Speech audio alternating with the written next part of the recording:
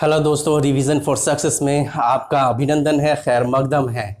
आपसे मैंने जो वादा किया था, वादे के अनुसार मैंने 11 क्वेश्चन पेपर 1 का ले आया है। पेपर 2 का अभी बचा हुआ है, मैं वो भी तुरंत ले आऊँगा।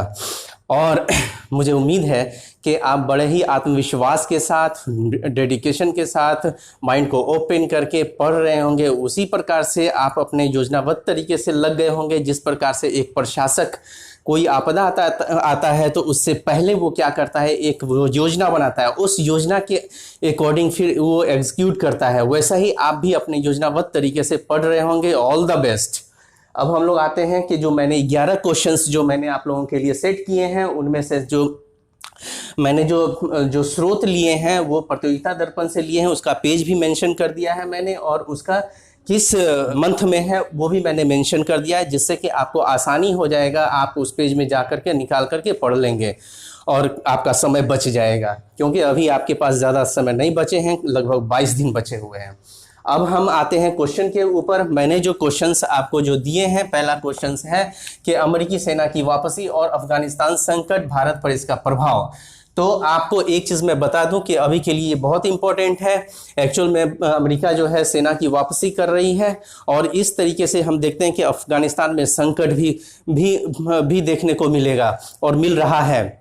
जैसा कि कल के पेपर में क्या हुआ है कि आपको अफगानिस्तान के बारे में अभी जिस तरीके से तालिबान नियंत्रित 140 जिले हैं, 140 से थोड़ा सा अधिक जिले हैं जिस पर अभी भी तालिबान का नियंत्रण है, और कुछ में जो है जो वहाँ की सरकार है। तो जो टोटल कम से कम 400 करीब 420 के आसपास वहाँ जिले हैं, तो उनमें से इतने पे नियंत्रण है। मतलब समझ जाइए कि कल के पेपर में दिया है कि तालिबान ने फरमान जारी किया है कि आपको पुरुषों को दाढ़ी बनाना है और औरतों को अकेले नहीं निकलना है।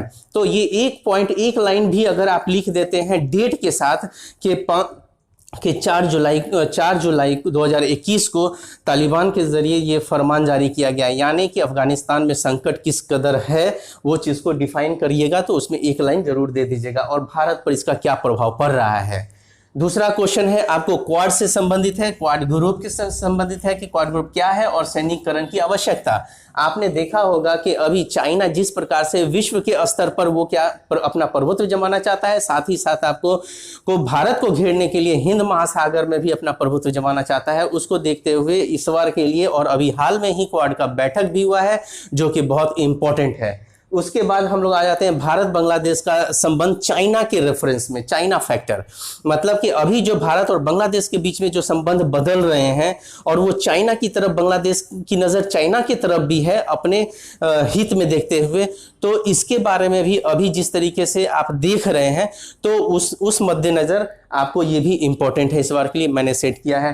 फिर अगला है कि भारत रूस रक्षा समझौता की तुलनात्मक है। आपको भारत और अमेरिका रक्षा समझौता के क्या महत्व है, मतलब इसकी तुलना में, मतलब कि भारत रूस की तुलना में क्या महत्व है आपको भारत अमेरिका रक्षा समझौता। तो आप देखते हैं कि आप देख रहे हैं कि भारत रूस के साथ भी रक्षा समझौता हुआ है, जैसा कि आप देख रहे हैं S-400 जो लिया गया है वो सब है, और भी बहुत सारे हैं।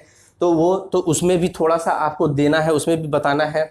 फिर उसके बाद अमेरिकी रक्षा समझौता क्या भारत के साथ जो हो रहा है वो, लेकिन इन दोनों में जो रूस और अमेरिका में जिसको महत्व हम लोग अब अमेरिका को दे रहे हैं, तो उसके बारे में देना है। वो भी किस संदर्भ में, तो हिंद प्रशांत में अस्थायित्व के संदर्भ में, उसके संदर्भ में देना है। तो वो हम लोगों ने इसको बहुत इंपॉर्टेंट इस बार के लिए है।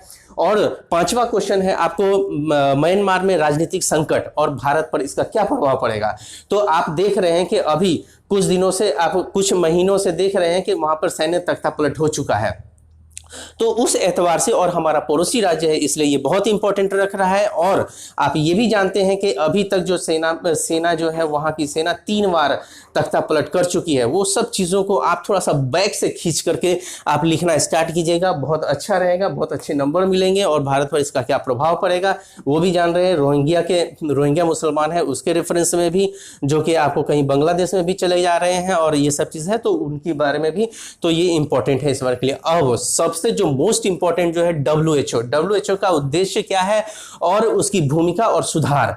हमने इसको इम्पोर्टेंट इसलिए माना है कि आप देख रहे होंगे कि WHO में जो उसके अध्यक्ष हैं वो इथियोपिया के हैं, जो कि चाइना समर्थित हैं, चाइना समर्थित, और चाइना जो चाह रहा है वहाँ पर वही चीज़ हो रहा है। इसलिए अभी सुधार की गुंजाइश है, उसके सुधार की ज़रूरत है, महत्वपूर्ण ज़रूरत, और उसकी भूमिका क्या है कोविड-19 के परिप्रेक्ष्य में देखना है। और एक चीज़ मैं ये बताना चाहूँगा, इसका मैंने रेफरेंस दे दिया है कि कहाँ से ये किस से पढ़ना है, आपको पेज नंबर वगैरह दे दिया है।